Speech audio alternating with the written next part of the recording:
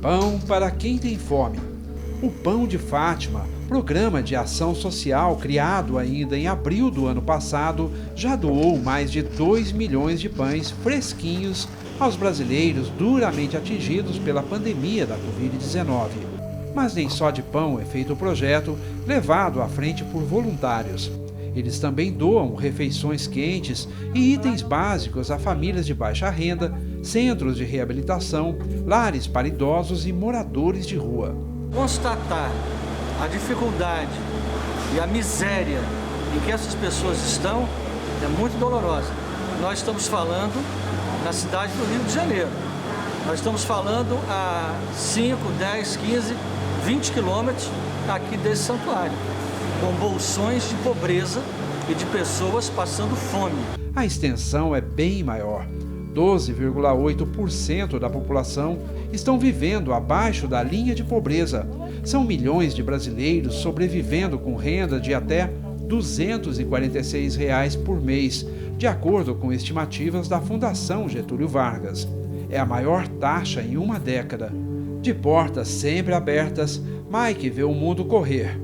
O acesso à casa dele é por uma escada. Os cômodos são estreitos, são os vãos de um viaduto. Boa parte das famílias do país já experimentou algum grau de insegurança alimentar por causa do aumento do desemprego e dos preços dos alimentos, principalmente durante a pandemia. O pão e outros alimentos ajudam a conter o drama, mas a doação resolve apenas uma parte das tensões sociais. O mundo pode ser melhor, cada um fazendo um pouquinho, mas ao mesmo tempo a gente fica com o coração apertado, né? Porque você quer melhorar, você quer ajudar logo, mas é aos poucos, a ajuda vem aos poucos e só vai ficar bom quando for bom para todo mundo, né? Às vezes, nos bolsões de pobreza, o exemplo dos voluntários faz brotar esperança nos olhos de Letícia. Tão lindo vocês fazendo essas coisas assim pra mim. Ajudar as pessoas. Já acostumada desde cedo a ver a dor bem de perto. Quando eu passo aqui, eu saio com a minha mãe, toda arrumadinha com a minha mãe, aí eu vejo outras crianças, mas ela estava passando fome, aí dá pena. Mas também fortalece todo o esforço do Marlon. Mesmo dentro de toda a necessidade que ela passa, ela também tem vontade de estender a mão. Então isso pra gente é o combustível para o trabalho continuar. Os pagamentos emergenciais em dinheiro do governo para os mais vulneráveis do país ajudaram a aliviar os níveis de pobreza em 2020. Mas a lentidão da vacinação e as altas taxas de infecção dificultam a recuperação econômica do Brasil. A paz social, por enquanto, é só um desejo estampado na coluna de um viaduto qualquer pelo país. Solidariedade, esperança, superação são o tema do nosso repórter Canção Nova de hoje. Vamos mostrar o trabalho da igreja em várias partes do país com pessoas em situação de rua. Em meio à pandemia, muitos testemunhos de fé para vencer a doença. Casos longos de complicações, mães que conheceram os filhos bem depois do parto e até um fotógrafo que reaprendeu a trabalhar após Covid. Você sabia que o humor também é um remédio no ambiente hospitalar? E ainda a homenagem de um paciente recuperado que voltou para agradecer aos profissionais de saúde. Vamos juntos, pessoal?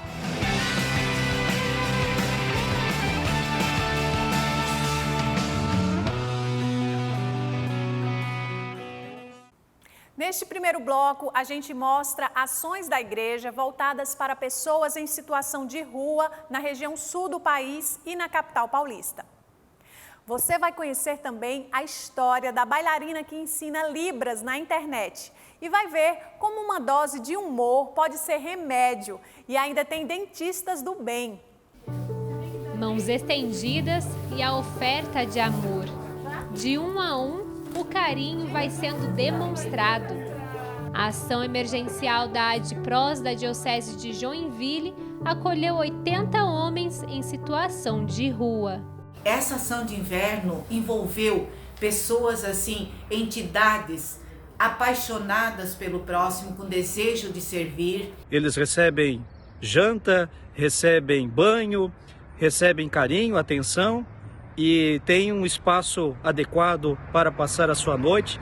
Nestes dias de baixas temperaturas, muitas cidades do sul se depararam com frio intenso, geada e neve, período que mobilizou as pessoas a prestarem auxílio aos mais necessitados. A gente é um grupo de estudantes de medicina e médicos que, junto com outras equipes da área da saúde, também a gente está ajudando o pessoal da Pastoral do Morador de Rua a fazer acontecer essa hospedagem solidária nesse ano. Todos unidos a favor do próximo. O que nós fizemos foi aumentar o número de pessoas a serem acolhidas. De 35 nós passamos para 85. O número de voluntários também aumentaram para nos auxiliar. E a solidariedade do povo de Caxias do Sul chega a cada minuto com doações, com alimento, com roupas, com cobertores. O católico precisa se conscientizar sempre de que é importante transformar a oração, ou seja, a experiência do amor de Deus, em atos concretos, em obras de misericórdia. A caridade movimentou toda a região sul do país. Cidades se mobilizaram para acolher moradores de rua neste período de extremo frio. Ações que envolvem tanto a solidariedade de fiéis quanto prefeituras. No Paraná, a cidade de Maringá ofereceu auxílio a 175 moradores de rua em centros públicos. Até os animais receberam um lugar quentinho para fugir do frio. A Prefeitura criou uma força-tarefa especial para enfrentar este frio extremo que virá a Maringá. As pessoas em situação de rua terão um alojamento com cama, coberta, com banheiro, almoço, janta e café para que essas pessoas sejam acolhidas nesse local. Levar mais dignidade a toda a população e formas de subsistências, um ato de doação pode mudar a vida daqueles que mais precisam. E a gente fica muito feliz de oferecer a Deus o pouco que podemos diante do tudo que temos que Ele nos deu.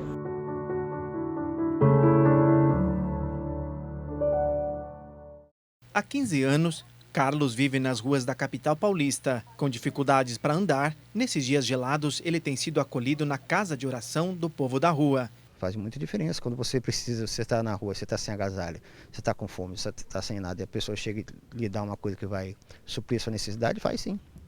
Aqui, a mobilização é 24 horas por dia.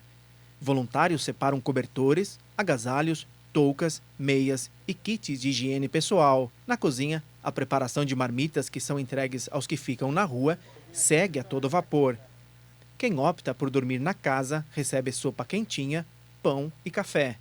É esse carinho de entregar uma comidinha gostosa, de dar um pãozinho fresquinho para uma pessoa que está ali abandonado na calçada, com frio, com fome. 67 camas são espalhadas neste espaço para acolher as pessoas em situação de rua. Tem um colchonete, 2 cobertores e é bem melhor, claro, do que dormir lá fora no frio gelado. E se precisar, tem mais cobertores à disposição. Sacos térmicos também foram distribuídos. Cobertor virou poncho.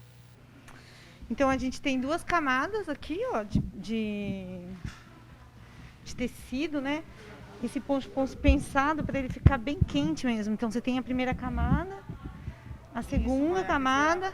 Dom Odilo orientou que igrejas encontrem formas de acolher os mais vulneráveis, inclusive abrindo igrejas, salões paroquiais e demais espaços. Certamente podem, depende de cada grupo, de cada paróquia, considerar as possibilidades e fazer o possível para não deixar ninguém ao relento. É claro que acolher é, em primeiro lugar, ir ao encontro, ouvir, sentir as necessidades, ver o que precisam. A paróquia São Miguel Arcanjo ficou desse jeito na noite de ontem. O espaço conhecido como Chá do Padre dos franciscanos virou um grande dormitório. A Missão Belém, que já faz esse trabalho, intensificou a acolhida. Graças a Deus estamos recebendo bastante alimento, doações, porém, em especial hoje o que a gente mais precisa são pagar as contas, né? 25 mil pessoas estão em situação de rua na cidade de São Paulo. Segundo a Pastoral do Povo de Rua, 2 pessoas perderam a vida em decorrência do frio na madrugada. Com o esforço de cada um, o frio da indiferença pode ser superado com o calor humano. tenhamos um coração aberto, coração atento às situações e que ninguém perto de nós passe frio, passe fome ou eventualmente até venha a falecer de frio nestas noites frias. Ações assim testemunham a fé transformada em obras e levam a presença de Deus através da igreja a toda e a qualquer situação. Mudando de assunto, eu conheci a história de uma pequena cearense de 8 anos. A menina surda é apaixonada por balé e ensina Libras pela internet. A bailarina de Fortaleza tem 8 anos de idade. É uma apaixonada pelo balé clássico. Mas, aos 2 anos de idade, Nicole foi diagnosticada com surdez severa. E logo após que eu descobri a surdez dela, eu procurei uma escola, na verdade, uma amiga minha falou que tem uma escola bilíngue para surdos aqui em Fortaleza, e eu já fui logo matricular a Nicole para que ela pudesse ter toda essa acessibilidade, esse contato com a Libras. A limitação da Nicole não foi encarada como uma barreira para ela seguir adiante. Muito pelo contrário, a surdez dela inspirou o nascimento do projeto Mãos que Cuidam, com o objetivo de levar o máximo de informações ao público sobre a comunidade surda. Além disso, elas ensinam a língua brasileira de sinais pela internet.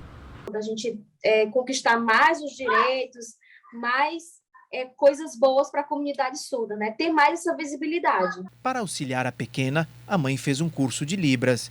Nascida numa família de bailarinas, ainda que cedo, Nicole encontrou sua felicidade na dança. Isso só prova que a surdez não impede de nada.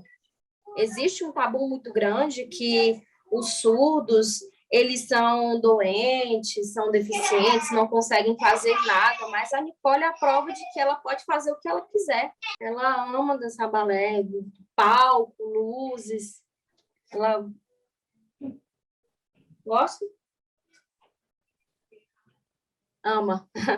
Aos 8 anos, a bailarina dá um show de talento na dança e na solidariedade, ao ensinar outras crianças a se comunicar.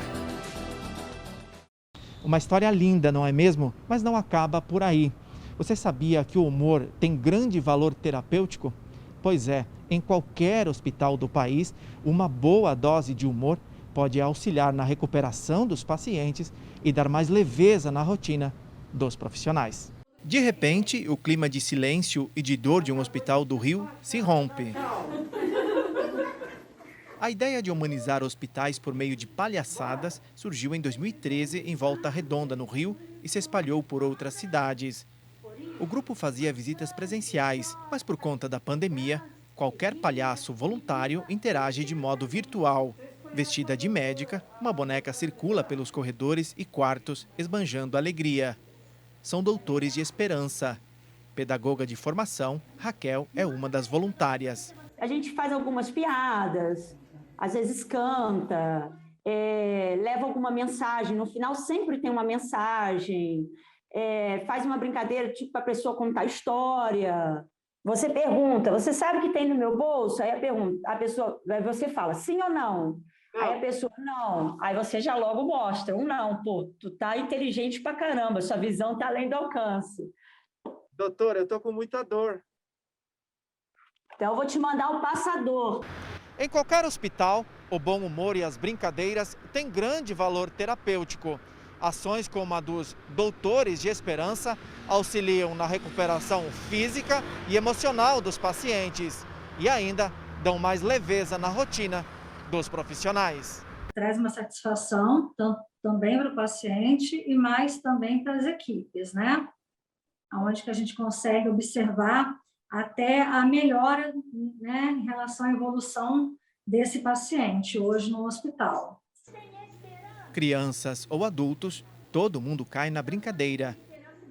Porque teve a interação de conversar, eles conversaram com as crianças.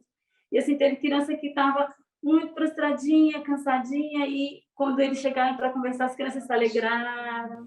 Ao final de cada visita virtual, a médica deixa uma receita daquelas de lavar a alma. A vida é uma peça de teatro que não permite ensaios.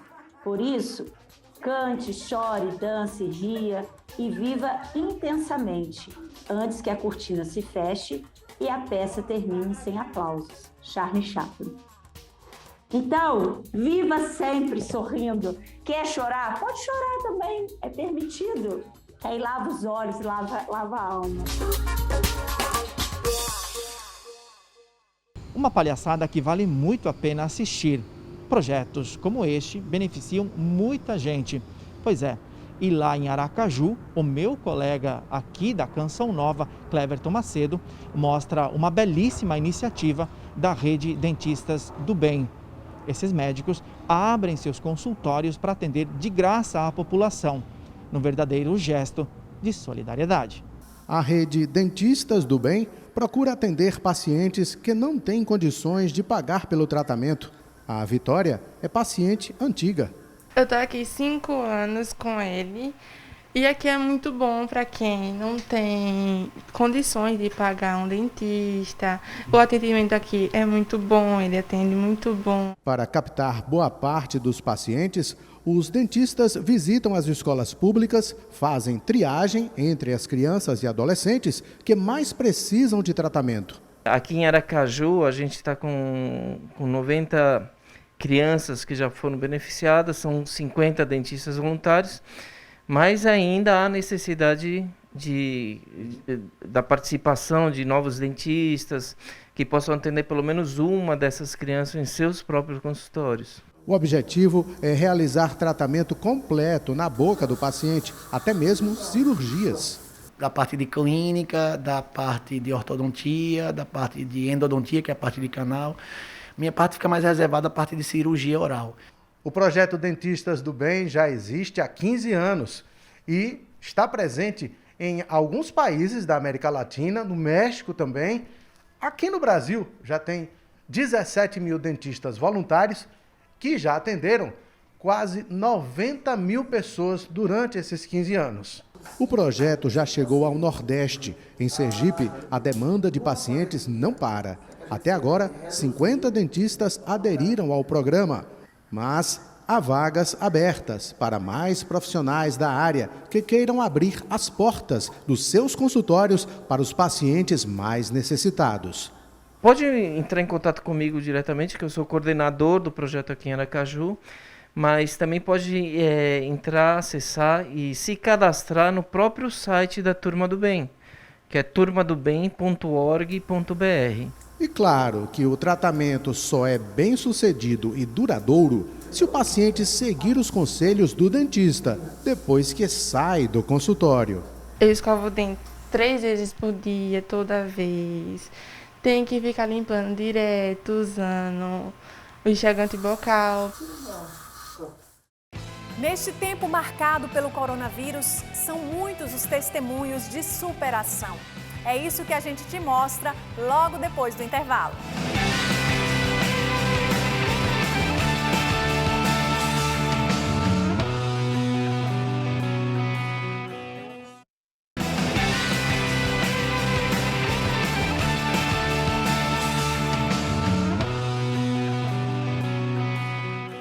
Depois de quase 1 ano e meio de pandemia, ver a enfermaria vazia de um hospital Covid é sinal de esperança.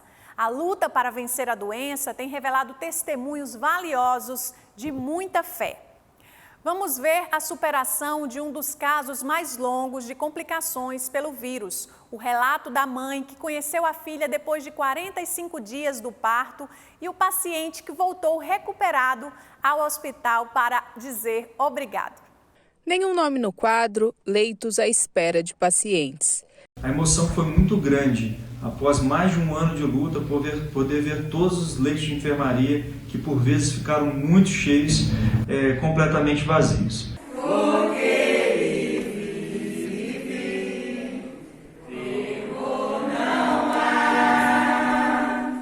A cena inédita na pandemia foi comemorada com um vídeo gravado pelos profissionais de saúde do Hospital Municipal de Resende, no sul do estado do Rio de Janeiro. A música ela faz parte do dia a dia do nosso hospital através do projeto de humanização e é parte do tratamento dos pacientes, onde eles escolhem quais músicas desejam ouvir naquele dia.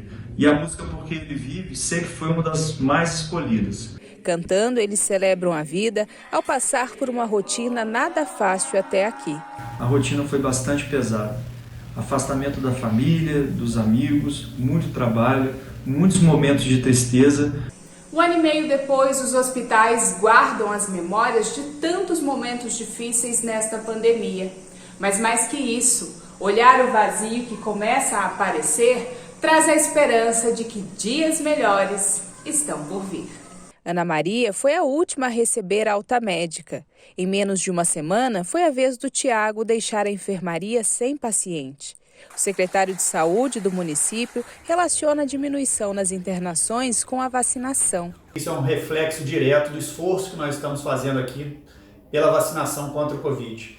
Nós estamos atingindo cerca de 70% do nosso público-alvo essa semana, com a aplicação da primeira dose, e cerca de 35% já com o esquema vacinal completo. No entanto, ainda é preciso esforço coletivo para que cenas como essa se tornem frequentes.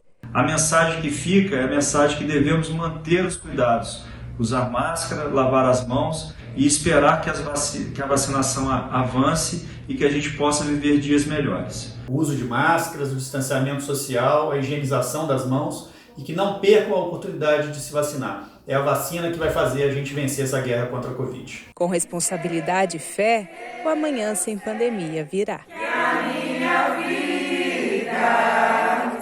está nas mãos do meu Jesus, que vive está. Um dia para celebrar. A vida merece festa e balões depois de 9 meses e 16 dias internados por complicações da Covid. Eu fui entubado, fiquei 58 dias na UTI, tive complicações no pulmão, no rim, tive hemorragia de uma úlcera cicatrizada devido aos medicamentos, tive trombose. A emoção na alta médica é fruto das orações da dona Silvia. Tudo que estava acontecendo eu coloquei nas mãos de Deus e deixei que eu falei, Senhor, eu nunca pedi para que Deus curasse o Marcos, em nenhum momento.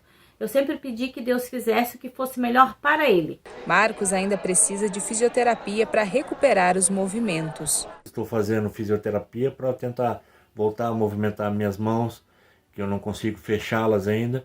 Mas caminhar, eu já estou caminhando devagar, com alguém do lado, né, para evitar as quedas, né. Em um perfil na internet, ele se apresenta como um guerreiro que venceu a Covid. Na rede social são registradas todas as vitórias do dia a dia, como a comemoração do aniversário de 58 anos, ainda no hospital.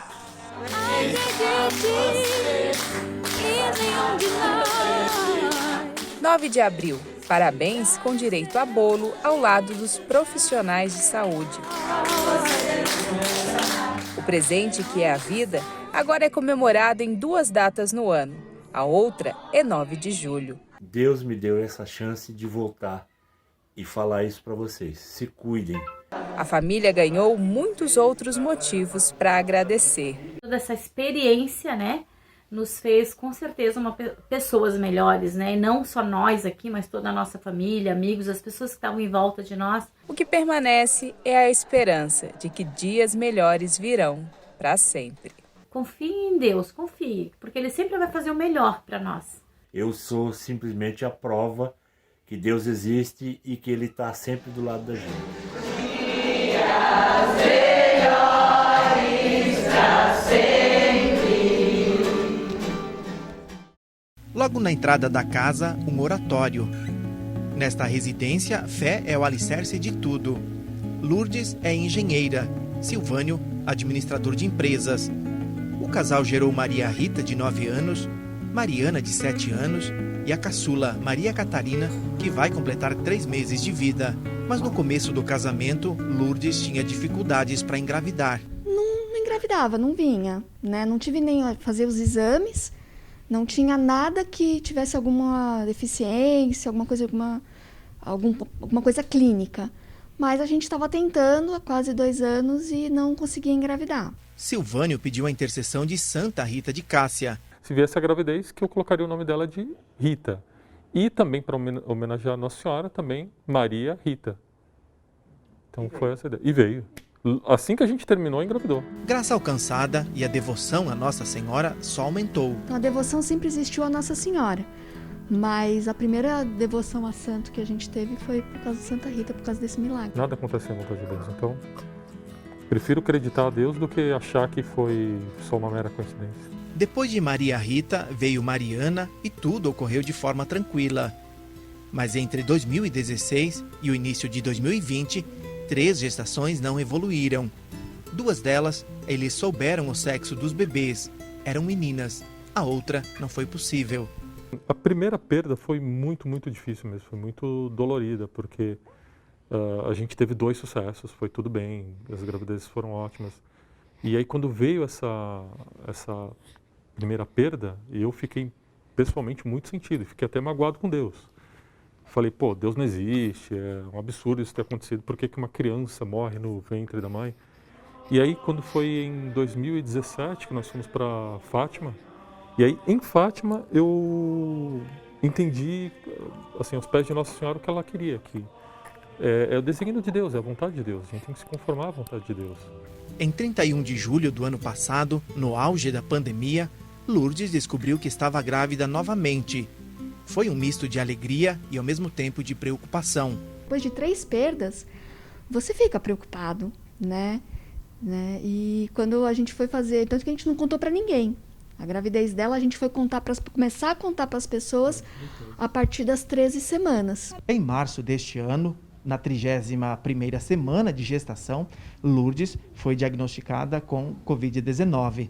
Por causa do agravamento da doença, os médicos decidiram fazer um parto de emergência. Maria Catarina nasceu no dia 8 de março, Dia da Mulher. Mas a mãe só foi conhecer a filha 45 dias depois, quando teve alta hospitalar. Lourdes chegou a ter 75% do pulmão comprometido e, por isso, precisou ser entubada logo após o parto. A minha maior preocupação era como que eu ia explicar para elas, para as 2 meninas, como que eu tinha perdido a mãe, que a gente tinha perdido a mãe. Mas Deus é bom, Deus quis e muita gente muita gente rezou. Vocês rezaram muito? Bastante, nossa, assim, acho que a gente nunca rezou tanto nessa casa. Também acho. É no momento de sofrimento que a gente mais se agarra a Deus, né? Então, foi bastante importante a oração. O nascimento da bebê estava previsto para 29 de abril, festa litúrgica de Santa Catarina de Sena. A família pediu à mãe Aparecida que intercedesse junto a Deus pela vida de Lourdes e da filha. Pedi a intercessão de Nossa Senhora. Falei, Nossa Senhora, se eu conseguir passar por isso e ela nascer bem, eu conseguir encontrar com ela depois, né, que eu já estava dedicando ela a Nossa Senhora, ia ser Maria Catarina Aparecida. A gente brinca, até que eu até pensei, Maria Catarina de Fátima não dava. Mas Maria Catarina Aparecida ficou bonito, não ficou? O pai e as crianças rezaram muito. A rede de oração atingiu muitas pessoas. O mais impressionante era a gente que não rezava há muito tempo, que não é católico, não tinha nenhuma fé, e começou a rezar. Falou, não, eu comecei a rezar o terço agora por causa disso. Foi a misericórdia dele que me tirou de onde eu estava, né, e que me trouxe de novo à família. Às vezes Deus usa a gente para ser instrumento de conversão para as pessoas, né? Então a gente às vezes tem que entender qual é o propósito. E até conversão pra gente, né? Em um lar que busca crescer na fé o tempo todo, criança de 7 anos faz terço para dar de presente. Porque eu queria fazer um terço pra vovó. E reza com a força de quem desde cedo acredita no poder do Criador. Creio em Deus Pai Todo-Poderoso, Criador do céu e da terra, e em Jesus Cristo, seu único Filho, nosso Senhor. Família que reza unida, permanece unida. E não há barreira que não possa ser vencida com a força da oração. Ave Maria, cheia de graça, o Senhor é convosco, bendita sois vós entre as mulheres, bendito é o fruto do vosso ventre, Jesus. Santa Maria, Mãe de Deus, rogai por nós pecadores, agora e na hora de nossa morte. Amém. Além dessa história que retrata a vida em família e a fé em Deus, eu conto agora o testemunho de luta pela vida e superação que aconteceu em Fortaleza. Descansa, confia, e a graça do Senhor te cobrirá de bênçãos. Quando os irmãos Everson e Elder de Fortaleza ainda rabiscavam uma canção, eles nem imaginavam o que viria pela frente. Eu já estava no 12º dia de Covid em casa, né? Porque não saí em casa me medicando, o médico passou. Aí já ia fazer o exame para saber se não estava mais com vírus. E o que aconteceu? Eu acabei piorando, sentindo a questão mais daquela questão da falta de ar, de cansaço, né? Era 3 de março e Everson precisou de UTI. O agravamento da infecção e da falta de ar também já estava assim no nível que realmente precisaria de fazer uma intubação, né, de uma ventilação mecânica. A infecção do Everson ocorreu 1 ano após o início da pandemia no Brasil. Atualmente, o país supera os 20 milhões de infectados pelo coronavírus, 563 mil pessoas perderam a vida e os recuperados somam quase 19 milhões.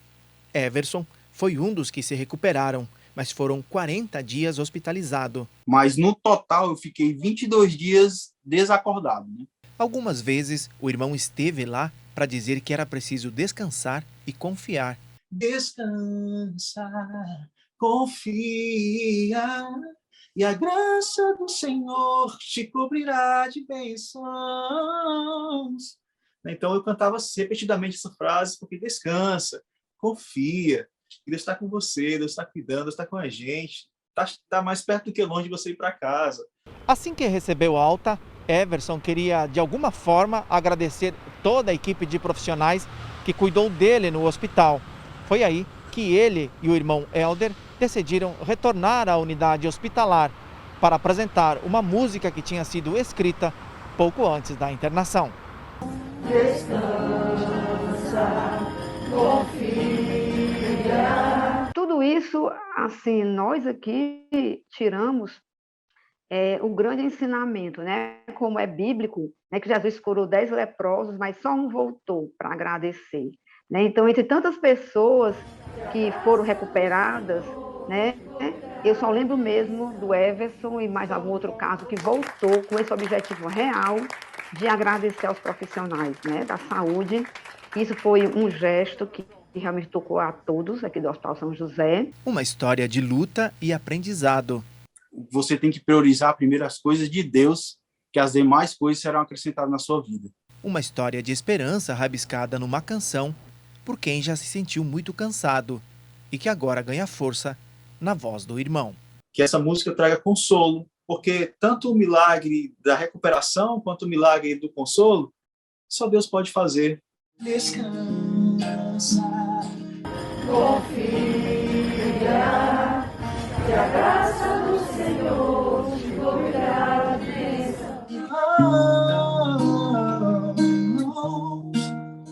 Depois do intervalo tem mais superação ancorada na fé e na oração. Continue conosco, voltamos já já.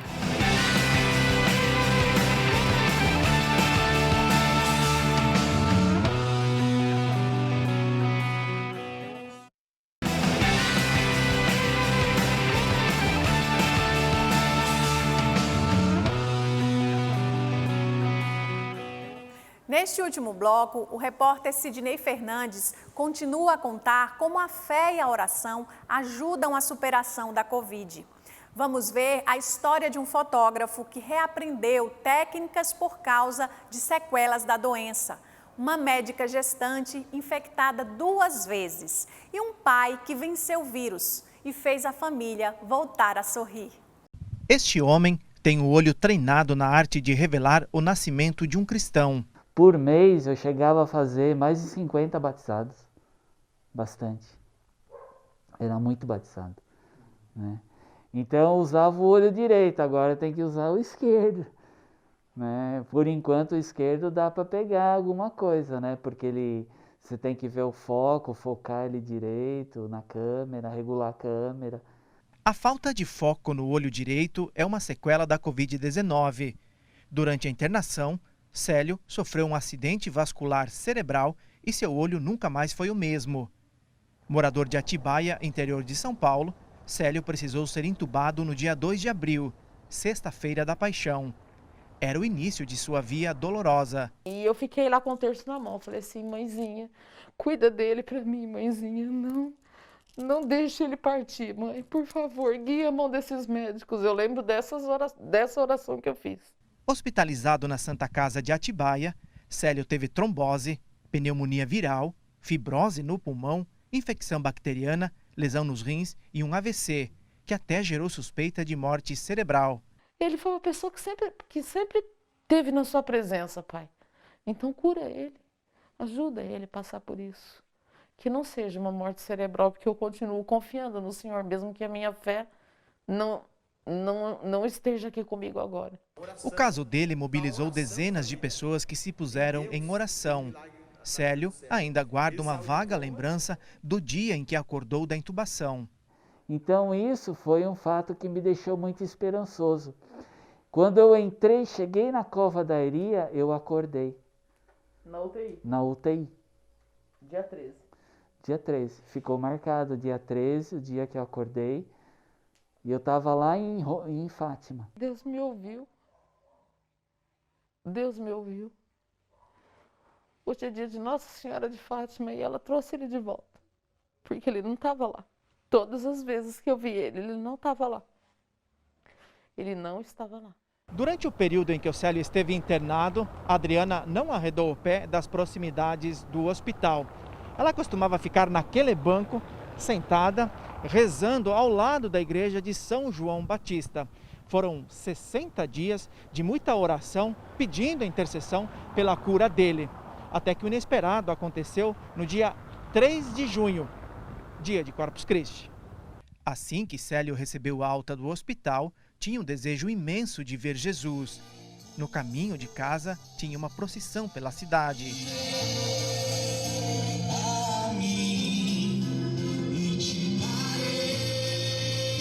Me coloca diante de Jesus que eu quero ver ele. Estava doido para ver Jesus. E ele me concedeu essa graça de estar diante dele, parar diante dele, olhar para ele, agradecer o que ele me deu, com muita fé. Falei, Jesus, muito obrigado. Muito obrigado, porque eu não sou digno dessa fé. Eu não sou digno, mas eu aceito a tua graça agora. Quem não largou o terço por 2 meses, não tem dúvidas. Eu tenho certeza absoluta do que eu estou falando. O que trouxe o Célio de volta para a vida foi a oração. A oração de todas as pessoas, a fé de todas as pessoas.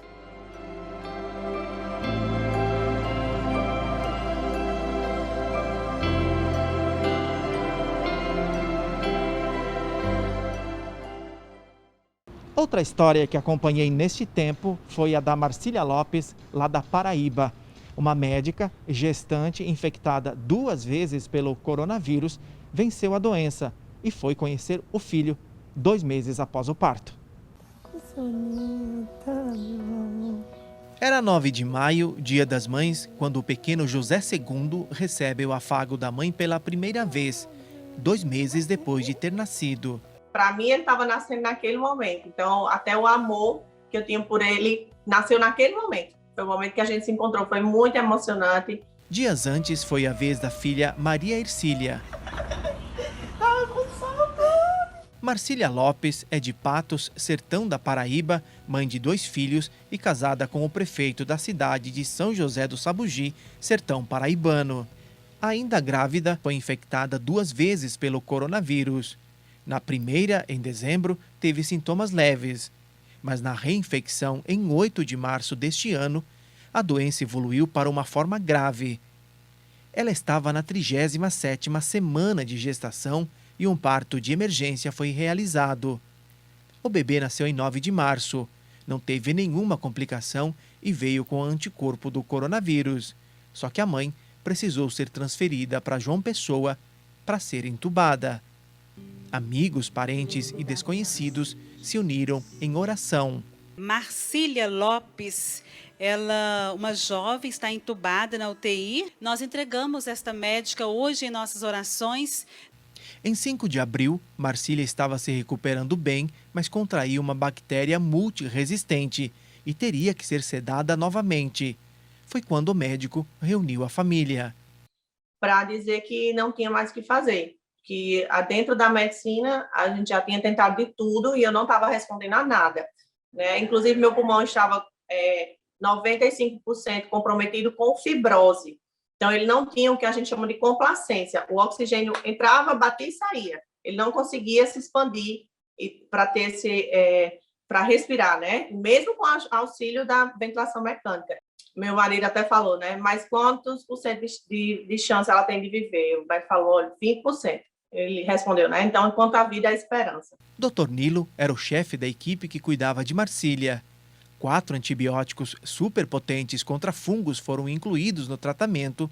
Foi uma situação muito difícil para a gente. Foi quando eu conversei com a família dela e eu disse, olha, nós temos poucas opções, não nos resta muito mais coisa a acrescentar para o tratamento de Marcília e vocês precisam estar preparados. Eu falei isso para eles, né? E essa era uma opinião que não era só minha, era uma opinião que era, vamos dizer assim, compartilhada com outras pessoas da equipe médica também com experiência em tratamento do Covid. No dia 6 de abril, o quadro de saúde de Marcília se agravou.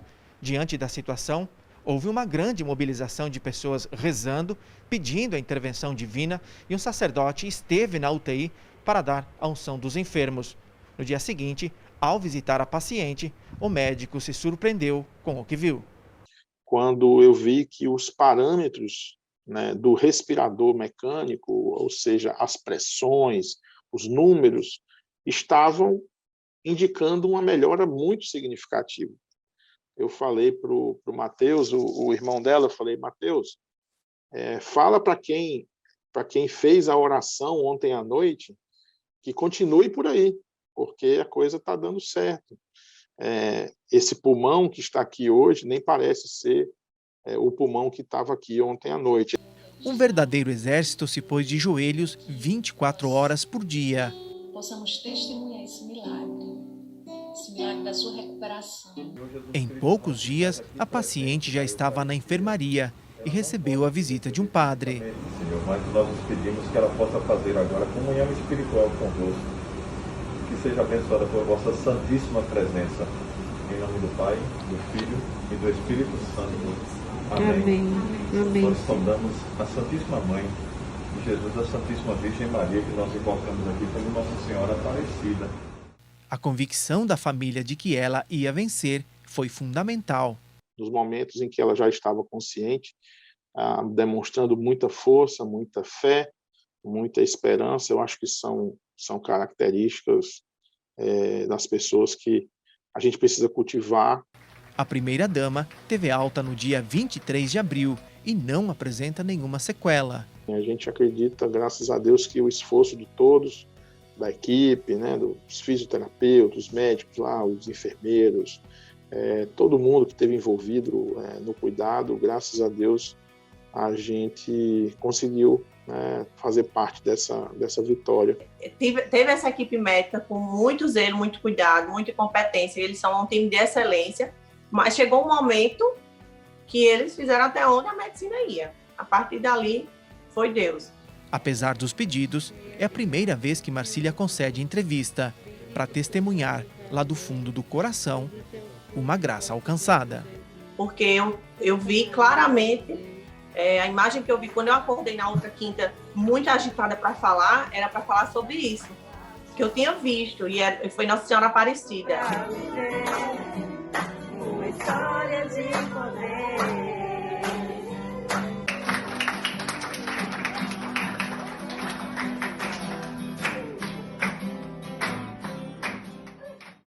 Um momento marcante nesse tempo de luta contra o coronavírus foi a superação do desenhista Robson Cavalcante.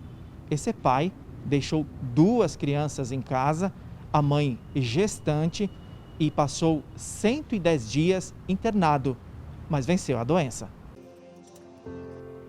Numa casinha simples, em uma vila chamada Capela, zona sul de São Paulo, a expectativa é grande.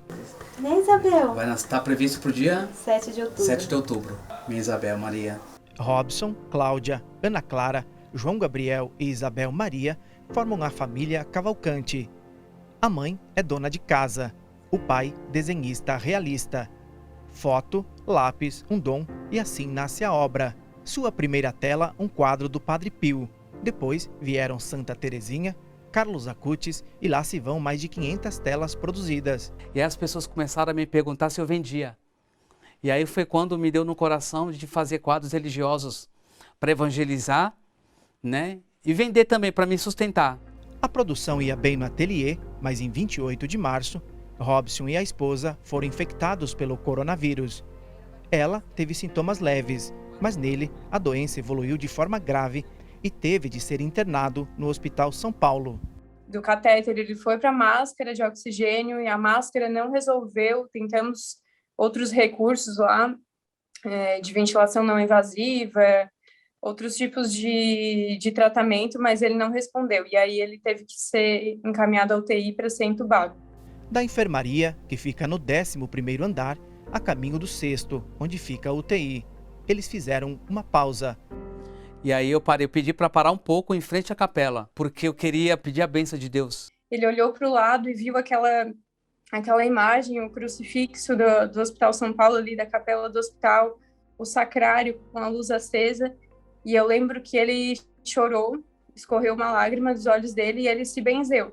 E eu também fiquei muito emocionada com aquele momento e achei fortíssimo, assim, um dos mais fortes que eu vivi na minha vida como médica e como pessoa. Foi como se fosse uma resposta de Deus dizendo: a minha parte eu vou fazer, a medicina vai fazer a sua parte, e o lado que os médicos não têm acesso, que não podem resolver, isso é com Deus. Eu sou um homem de fé, mas eu confesso que eu fiquei com medo. Fiquei com medo da morte. Grávida e com 2 crianças pequenas, a esposa tentava ser forte. Papai. É, o papai. O pai nem sabia o sexo do bebê quando foi hospitalizado. E a partir daí começou o meu calvário, entendeu? Eu sentia que eu ia sofrer. Eu não me imaginava sem o meu marido. Mas eu já entregava ele a Deus e a Nossa Senhora. Foram 2 meses respirando com a ajuda de aparelhos. A máscara de respiração deixou marcas pelo rosto. 8 sessões de bruço, cada uma durava 16 horas. Rins e pulmão comprometidos. Robson emagreceu 33 quilos durante a internação. Como médica assistente, doutora Heloísa era quem dava os boletins diários à família. Sofrendo no silêncio, a esposa recebe o conforto de uma enfermeira amiga no hospital. Ela entrou lá, me abraçou, rezamos juntos. Fomos até o Robson, lá naquele leito, abraçamos, ficamos abraçados nós 3 juntos. Eu senti, era Nossa Senhora, falando que tudo isso ia passar, ia demorar, mas ia passar, que eu confiasse em Deus, sabe? Daquele dia pra cá, eu me renovei, sabe? Eu tive força para rezar pelo Robson. Caminhando, lutando, orando. Pela internet, o amigo rezou todos os dias. E muitas famílias participando. Era a média de 50 famílias por dia. Muitas famílias que perderam os entes queridos durante o terço e que mesmo assim não deixaram de rezar conosco. Conversando com Deus, pedindo para que Deus se realizasse um milagre na vida do Robson, né? Sendo que isso aí, depois que eu perdi meu pai, não estava tendo mais esse diálogo com Deus. A mãe de Robson fez promessa. Eu tinha uma fé, uma esperança tão grande, que através dessa foto em frente à televisão, assistindo a Canção Nova, meu filho, Jesus ia trazer meu filho de volta para casa. Esse quadro só veio para casa dele no dia da alta. Em 29 de maio, Robson acordou. Só sei que foi um tempo de calvário. Eu fui crucificado com Jesus Cristo. Eu tenho certeza que foi em plena Semana Santa tudo isso que aconteceu. E ressuscitei. Eu confesso que eu sou um milagre. Um milagre, porque tudo que eu passei, muitas pessoas não resistiram. Depois de 110 dias internado, o Robson teve alta no dia 8 de julho. Nós resgatamos o momento em que ele sai pelo corredor do hospital, acompanhado pela equipe médica, e uma das médicas que cuidou dele durante esse período de internação pediu para conduzi-lo até a saída do hospital. É esse momento aqui. Né? Foi esse momento aí. Ela fez questão de me levar até a porta E aí é onde todos os meus amigos, minha família, começou a gritar. Para mim foi uma felicidade de ver todo mundo. Viva Nossa Senhora! Obrigada, meu Senhor Jesus! Como é que foi quando o senhor olhou para os seus filhos nesse momento? Foi uma emoção demais. Comecei a chorar, me emocionar porque meus filhos passaram muita dificuldade sem mim. É a celebração da vida, a vida venceu. É a celebração da vida, exatamente. Ressurreição, né? Como sequela da Covid-19, o braço direito do desenhista não se move e o rosto ainda precisa recuperar a cor. Mas nada que tire a esperança de quem está acostumado a pintar rosto de santos. Antes de sair de seu calvário, Robson fez questão de ir à capela. Flores, aplausos, lágrimas de felicidade, porque mais uma vez a vida venceu e a família da Vila Capela voltou a sorrir. Não canso de agradecer, porque o Senhor foi muito generoso. Obrigado, Jesus. Quando eu olho para ele e vejo o sorriso dele, eu falo que, meu Deus do céu, seu sorriso é alegria. São testemunhos como esses que nos dão a certeza de que nunca devemos soltar a mão do Pai lá em cima. Obrigada pela companhia, nos vemos na semana que vem. Até lá!